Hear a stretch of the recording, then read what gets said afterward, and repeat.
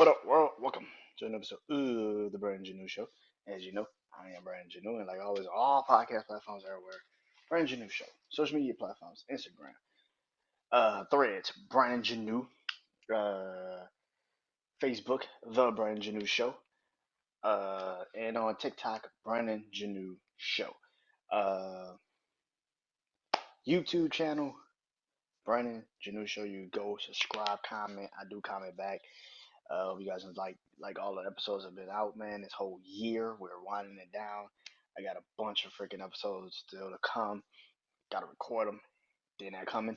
Um, just like this one tonight is very special because this is wrestling life. Um, Still debating. What I'm gonna do next week. Uh, Saturday Night Main Event. I know, so the premiere of Monday Night Raw on Netflix. So yeah, but let's get into it, man. Wrestling life. So tonight was WWE NXT Deadline 2024. Concept's been live for 3 years. Um, this one was cool. It wasn't a super crazy pay per view. Uh, you know, uh, wasn't a super crazy pay per view. 5 matches. Um, Always would love the 5 matches. Um, Give me these match cards over AEW's match cards any day. AEW's match cards take too long. You want the 30-minute match, and then you still have like 5 other matches to go. You're like, God damn, nigga. Like, can we speed this shit up? Like, what the fuck? Um, 5 matches. You already know I do it. 5 stars. My least favorite match to my most favorite match. If I have two 5-star matches, which I do, I will talk about each match and name one of those matches my match of the night. Let's get into it though. Starting off, my least favorite match of the night was Trick Williams versus Rich Holland. I get this 3.5 stars for the NXT Championship. They have ruined Trick's. They have ruined Trick's run as champion. I don't think, and maybe it's just because of the men. You're not invested in any of the dudes. I really do feel like if you would have just put Trick with Wesley, it would have really helped him out. Wes is a hell of a wrestler. Hopefully, what they did tonight will officially get the belt off of Trick. This is over. This match just did not save it. I think that it just enhanced the fact that Trick is okay. He's not a great NXT champion. And again, maybe it's because of the people he's having to work with. I mean, you got Ethan Page, who's okay in the ring. He's not, like I've been saying, he's okay. He's decent in the ring. Nothing too special. Rich Holland is okay in the ring. He's decent. He's not special. There's nothing about these matches that are like this. Wow, this is over the top factors. It's nothing. Like, they've ruined his title run. They ruined his first one and they ruined his second one. Like, this is not good. Like, and maybe it is strict. I know a lot of people are like move him to the main roster. I don't think he's ready. I don't think he's ready. I think people want him to go to the main roster because of the noise, because of the song, the theme song, and you just want to see it at the Royal Rumble. And you could put him in the Royal Rumble and have a theme song. Like, we don't need him to go to the main roster. I don't think he's ready. I'm officially say that. I don't think Trick's ready to go to the main roster. I don't think he's ready. He's not. He's the him and you. Carmelo Hayes is miles, and miles and miles apart from what Trick does in NXT. And Carmelo's always been way more talented in the ring than Trick, but you can physically see it. Like, Carmelo Hayes can go in the ring with Cody Rhodes, who is the WWE champion, and hold his fucking own. While Trick Williams can barely have a standard 2-star match with the likes of Rich Holland. Like, this shit is bad. Like I said, take out them theme song, take out the whoop that, take that shit out. Let's be 100. Do you really think he could go on the main roster right now and have a fucking match against Andrade, LA Knight, Shinsuke Nakamura? You think he can hold his own in those types of fucking matches? Like, fuck no. He's okay. He can fight. He can wrestle, but he's not fucking great. He's one of those that need to be in NXT for a minute. Like he needs to be in NXT for 4 to 5 years. Like he needs to be there for a good bit. I think this is the thing about wrestling fans. We get so drawn into the character, we forget that the damn wrestling at some point has to come into play. And he's not good. He's not that fucking good. I've seen him now have the belt a little long in the tooth, and I cannot wait till they finally take the belt off of him. It's just like there's nothing good about this dude outside of the fucking theme song. He can wrestle, like I said, he got some skills. You know what he is? He's Booker T. He's Booker T without the skill level. He's Booker T without the skill level. Booker T was actually good. Booker T could fucking wrestle. He has none of that. And I know people think I'm hating on. I'm not hating on Trey. I've seen him wrestle too many times now to know that he needs to be in the ring with someone that can actually pull it out of him. Because if he's in the ring with these types of guys like Rich Holland and Ethan Page, there's nothing coming. There's nothing good coming from this. It's not going to be a good match. And I've seen it now, him working with these types of wrestlers, and he just can't do it. He can't pull it out of it. Like to be again to be the champion of the brand, it feels weird. It feels awkward. It feels like he shouldn't be the champion of the motherfucking brand. And and and that's the thing. I'm not saying Rich Holland is great in the fucking ring either. I mean, he's not good at all. They're trying to push him. They're trying to give him some rub. But there's a reason for why he's back in NXT. He can't fucking do it. He cannot be the guy either. And that's the thing. This match was okay. It was decent. They gave it a long run time because again, it's the NXT Championship, so they had to give it a long run time. But outside of that, it wasn't good. It wasn't a good fucking match. It was decent. They try to play into the neck, and like I said, when they play when matches like that happen, where you're trying to psychologically take a body part and dissect it. I like that because it's old school. It's a thing. It was great, but it just feels like they were. It's who was in the match. Trick, I think, is cool. He's decent. Respect to the man for what he's accomplished, but he got to be in the ring with the right person to bring it out of him. And I don't even think it's going to be Oba that brings it out of him. I think he needs to be in the ring. That's why I've always said him and Wesley would do amazing in the ring because Wesley is not like one of these powerhouses or this technical sound kind. He needs something that could kind of make him feel a little. He needs a match where he can kind of be the get the better of somebody. Every time he's been in these matches, and no, it's not just that he's a face and they're heels. It just feels like he always comes in kind of underhanded. Like he can't really wrestle like the people that he's wrestling. And Rich Holland's not good at fucking wrestling. So that's a kind of another reason why this shit is kind of bullshit. I gave it 3.5. I really actually would give it like 2.5. It's really not that good. It wasn't no good. I give it 3 stars. I drop it to 3. It wasn't good. It really wasn't. I'm not gonna lie. It was okay. It wasn't a great match. And again, this is your fucking title match. This is the NXT Championship. And I'm sitting here telling y'all like don't invest your time into this match. If you could skip this fucking match, I would probably skip this fucking match. It's not good. Like again, kudos shout out to Drake, man. Kudos to Drake for doing what he's accomplished, but fuck, dude. Like I've seen too many matches now where your match should probably open the fucking show and keep it there. Like, like you should open the show and keep it there. Like, you should not be main eventing. It's done. I'm done with this title run. Please take the belt off this man. Put him like I said, he needs to be in NXT because the move set he got just don't fucking work. It don't fucking work, dude.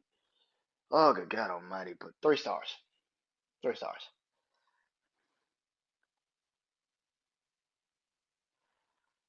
Next,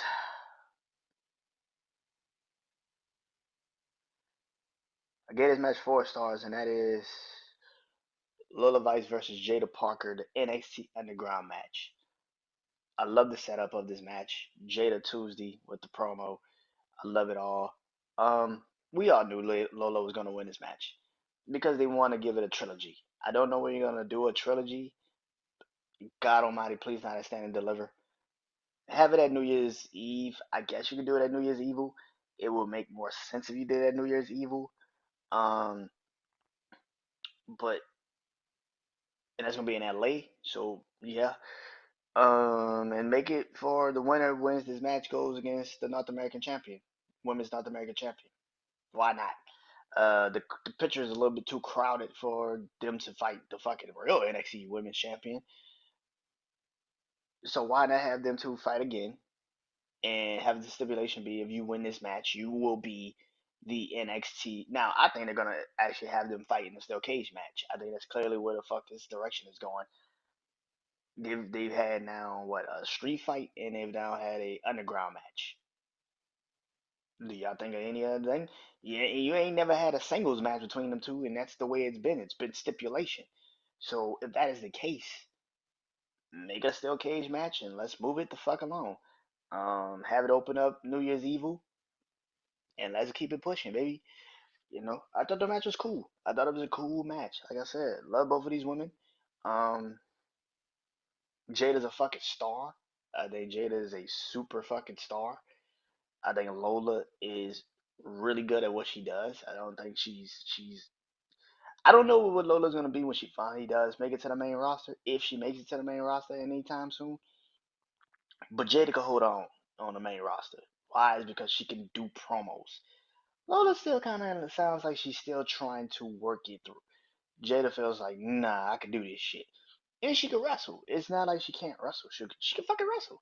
So, and again, we all know if you're a wrestling fan that most of 50% of your you being a wrestler is selling the fucking match. Jada could sell a fucking match. So yeah, I thought the match was okay. I thought the match was good. Match was good. I've seen what now 3 underground matches. Lola's I think been in all of these motherfuckers that I've seen. It's cool. It's a cool concept. I like the fact that Triple H has used the underground, which a lot of people thought was really dope. Well, I don't say a lot of people. I would say some people thought that the underground back in the day on Raw was really dope. But that is what it is. But 4 stars. Next 4 star match is the men's Iron Survivors Challenge. I gave this 4 stars. Um,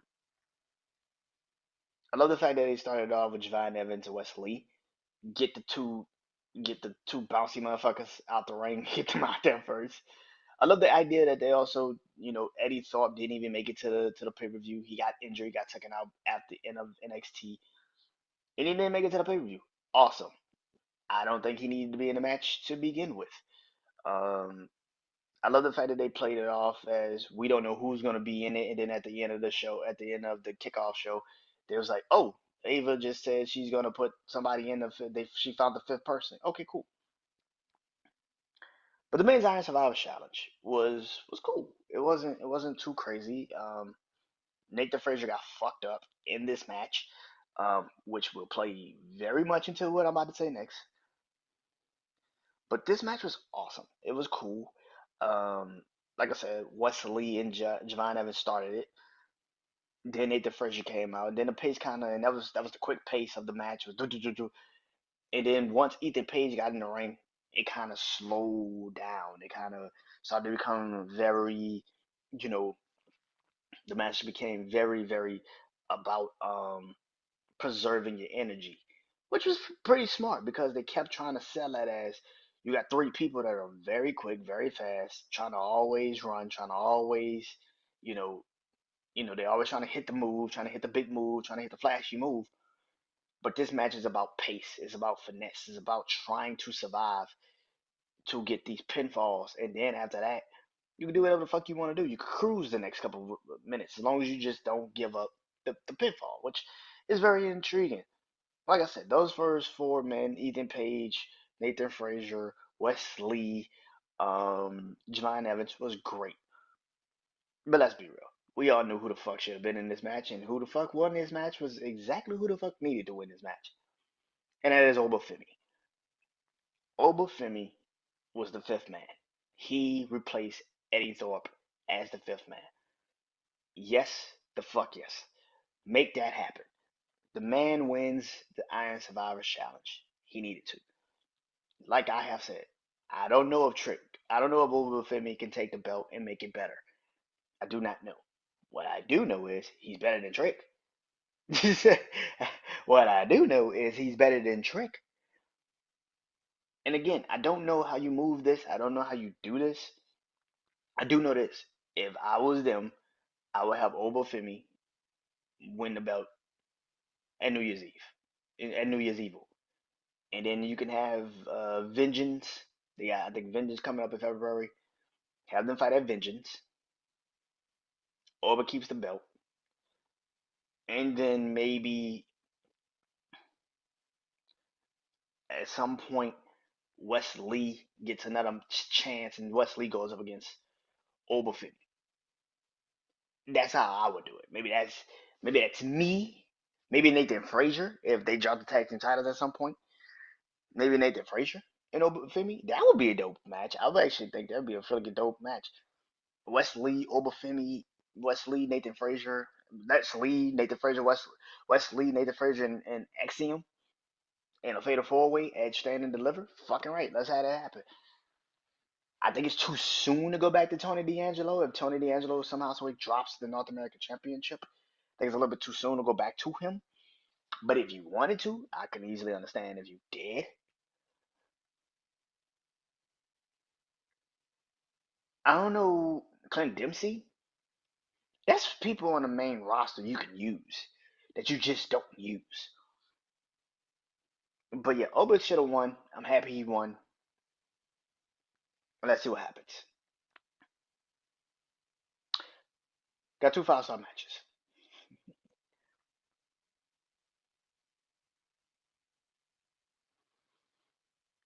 My first five-star match is the other Iron Survivor Challenge. This was the women. First things first, the smartest thing WWE's done in a minute is let the women of NXT close the fucking pay-per-view out. It made sense. Now, whereas the fast-paced shit was happening in the first match, right out the gate, this was more methodical. This was more about setting the pace, keeping yourself, not burning yourself, not blowing yourself up pretty much at the beginning of this match, keeping it very, you know, first thing first. They went for a lot of submissions early. This match started with Julia and Rand Sinclair. Thought that was dope. Thought that was a good idea. And then So Ruka comes out. And this match was awesome. This was a great start to this match. It was three women that were really good. I really do think they brought in put Rand Sinclair in this match just to eat pins. I really they put her in this match to eat pins, and it's exactly what she did. She ate pins all freaking night. Then it led to Zarya coming out. She was the power of the match, which was really dope. And then Stephanie Vicker was the last person to come out, which was a smart idea to do. Um, I thought this match was great. This was great. Like I said, funny as hell. Ren Sinclair's facial expressions are funny as shit. Uh, I thought this match was amazing. It was better than the men's. It was easily better than the men's. I would easily say that. Way better than the men's. Um, I don't know if it was the right winner. I do believe Julia should have got another shot at Roxanne before Stephanie or Zoria got their shot because technically Julia didn't really. Yes, she lost, but she didn't lose because she was just Roxanne was just better than her. Cora Jade helped. So I get why you're going to this scenario. Julia should have probably won this. I'm not too mad about it. I know a lot of people probably will be get bent out of shape and be like, why Stephanie didn't win? Why didn't But Julia was the first person to come. And technically she's not really done with Roxanne Perez. So it makes total fucking sense to have her go back against Roxanne. It makes total fucking sense. And now that you know New Year's Evil is going to be in LA, it's the perfect chance for Roxanne to drop the belt to Julia. Again, the longer you go with the longer you go with this this, what are you gonna do with Roxanne? You put yourself in a situation where you put yourself in a situation where you might not be able to get yourself out of it before stand and deliver. Same thing with Trick Williams. It's like I think Roxanne is ready for the main roster. Unlike Trick, I think she's ready for the main roster. I think if you use her the right way, you can easily give her a WrestleMania match. I think she can easily go up against the Intercontinental Women's Champion or the Women's United States Champion, or she can easily go up against one of them and go up against one of them. I don't think she's ready to be go up against like Rhea Ripley or Tiffany Stratton if that is the case for the title at WrestleMania. I don't think she's ready for that. But go up against Chelsea Green or you know Chelsea Green or Laura Victoria, or Becky Lynch. Her and Becky Lynch and Laura Victoria in a triple threat match for the Women's Intercontinental Championship at WrestleMania. Fuck yeah, sign me up. And she wins. Why not? I mean, but yeah, I think the women's Iron Survivor Challenge was awesome. It was exactly what you needed. Like I said, the women should have closed it out. The women have way more compelling stories. The women is the best division in the fucking on the whole roster. They are fucking amazing, and I think that that is the best thing they should have done. And I'm happy they fucking closed it out with the women because they fucking deserved it. Like I said, the men's Iron Survivor Challenge did not. The men's Iron Survivor Challenge was nothing.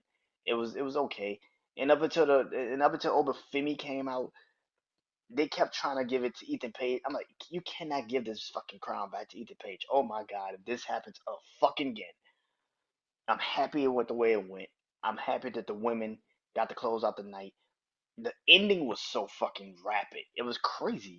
Julia, all of them were trying to just get that one last pin. All of them was tied. It was literally the last fucking pin. Julia got the last real pin, and she won. It makes sense. I'm like, yeah, that makes fucking sense.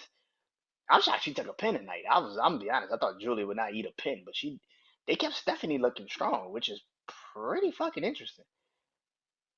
Pretty fucking interesting. Stephanie is the only person that didn't take a pin the whole night.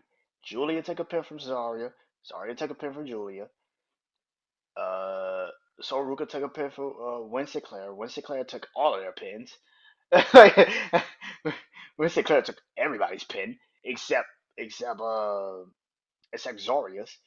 Like, so it was just interesting, man. So I love this match very much. But my match of the night was the supersonic duo of Nathan Frazier and Axiom versus the No Quarter Catch Crew for the NXT Tag Team titles. This shit was easily match of the night. This was the best match on the fucking card by a long while. Like the first two matches were cool. It was alright. It was the men's Iron Survivors. Then it went to the underground match. It was cool. It was alright. When they got to this match, the crowd fucking exploded, and that's what you needed. This was the best fucking match. It was exactly what you needed it to fucking be. It told a story. Could Nathan Frazier and Axiom overcome Nathan Frazier pretty much being in the Iron Survivor Challenge at the beginning of the night, which I kind of knew he was going to be. The match was going to kick off because I was like, there's no way in hell he's going to come out and fight in the fucking Iron Survivors, fight in the Iron Survivors Challenge and then turn around and then go fight in the tag team match. You needed to give him an extra match. He got the extra match. I'm happy for him. But this match was incredible. No Quarter Catch Crew will be tag team champions. I don't know when. I don't know when they do it, but it will happen. I don't know when it's going to happen, but it will fucking happen. I don't know how you get the belts off of Nathan Frazier and Axiom. I think this is another thing. You're really dragging this shit along. Now I don't know if you're waiting, which is another thing. Sometimes people could just be waiting for WWE does this too. They wait for a tag team to take the belts off of them. You saw with Motor City Machine Guns with the Bloodline. This can happen to them. Now, Penta is a free agent, I think, Monday, but Ray Phoenix isn't coming until maybe late 2025. So if that is the case, what are we doing? I don't know if you're going to take the belts off of them because once you do, you know what is going to immediately happen, which is they're going to start beefing. They're going to go against each other. They're going to start to, and if you've seen anything about WWE this past week, heel turns and tag teams happen very fast, fucking very rapid. I don't know if they're gonna break them up anytime soon, and that's the thing. I think they're really waiting till they hit the 100-day mark, in which probably is going to be the first NXT on of the new year, which is New Year's Evil. And if that is the case, I can definitely see WWE pulling the trigger there. I can definitely see WWE pulling the trigger there, and putting them in a ring with maybe two teams, and maybe one of the teams get lucky that night and beat them, which they don't have to pin Nathan Frazier or Axiom. They can just pin the other team. So I can easily see it happening. I don't know when it's going to happen, but they do need to at some point maybe pull the trigger on getting the tag team titles off of Nathan Frazier and Axiom. But for right now, they always have the best matches on the Prime Live event. Like I've always said, NXT always has the best tag team matches. I don't give a fuck what you say. The best tag team championship matches, even when they were in the black and gold brand, was always the best fucking matches. I don't give a shit what you say. They were always the best matches. And right now, they're in that same situation now. I think that this is going to be a really interesting way of how they're going to pretty much break them up, or pretty much make them into, singles competitors again. Like I said, maybe they break them up before Stand and Deliver, and they go into Stand and Deliver and try to go fight Obafemi, for the title. I don't know what you do, but as long as they're the tag team champions, they're probably gonna have the best matches on the fucking card every fucking time. Every fucking time. This was incredible. This was incredible. Like I said, no quarter catch crew will be tag team champions eventually. I don't know when, but they will be tag team champions eventually. Um, but yeah, this was fucking amazing. This was the best match on the whole fucking card. If if I recommended anything to you, this would be the match that I would say go fucking watch. This is the best match. And that is it, ladies and gentlemen. That is it. Next week, I'm still debating. I don't know. But Saturday Night Main Event, WWE Saturday Night's Main Event is going to be here. I will be going to the December 30th show, Monday Night Raw, here in Houston. I'll be going to that show. The next week will be the first episode on Netflix. So I will be watching that. Of course, I probably will do a show after that. It's going to be going back to 3 hours. I don't know. 3 hours is little it'd be 10 o'clock when that shit go off. Maybe a little longer. Because, it's no breaks, no nothing. So I don't know. But yeah. NXT, like I said, WWE NXT deadline was not bad. It was cool. The pacing sometimes got a little stagnant, got a little slow, but for the most part, it was a pretty cool match, pretty cool night for NXT. And yeah. Till next time, I am Brian Janu. This is Wrestling Life. Be on the lookout. I just did my top 10 moments and stories of 2024. I got my matches and I got my wrestlers coming out this upcoming week. So you got those two episodes dropping soon. Um, and I'll be done with Wrestling Life for 2024. Until next time, I'm Brian Janu. Peace.